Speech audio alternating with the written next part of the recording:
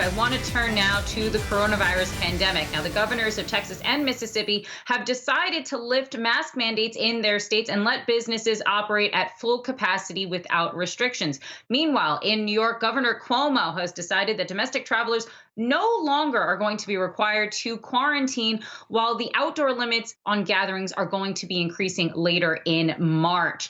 Now, we have Dr. Heather Yo here with us. She's a Survivor Net medical advisor and associate professor of population health sciences at New York Presbyterian Weil Cornell Medicine. So, doctor, I want to start with everything that we have going on, but especially let's start here in New York with Governor Cuomo saying that he's going to be raising the limits of folks that can gather. What do you make of some of these rolling back of restrictions? I'm going to come to what's going on in Texas and Mississippi next. Yeah, I mean, for providers who are caring for COVID patients, we all still feel that the threats are very real.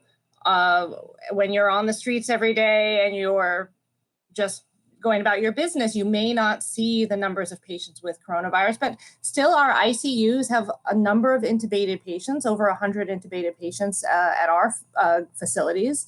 And I will tell you, on a day-to-day basis, our hospitals are still full of sick COVID patients. And so for providers who are on the front lines, intensivists, they are really frustrated and concerned because we're seeing, a lot of us have sacrificed away from our families, and also who have put ourselves at risk. And I think we're worried that numbers could surge.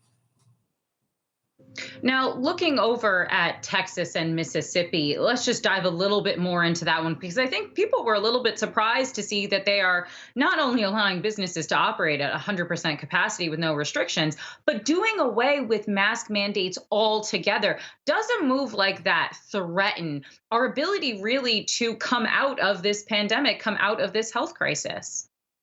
Yeah, I mean, I think that part of the biggest problem is it really sets a precedent for expectations and it lets people, think it's okay to let their guard down.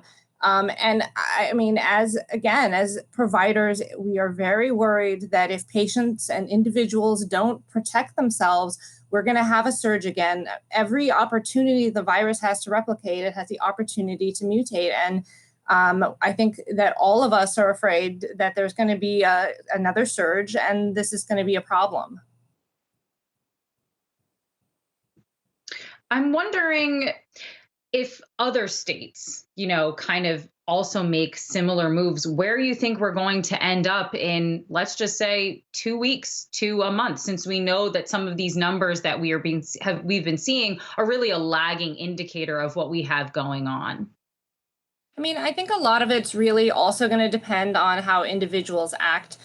We've talked before about kind of COVID fatigue. I think Governor Abbott himself said it's really important. This doesn't mean don't wear a mask. It just puts the onus on the individual. And this actually is not ideal as a public policy because if you think about it, not everyone has the opportunity to choose if the person next to them is wearing a mask. And so by not wearing a mask, individuals are putting others nearby them with higher risks at risk.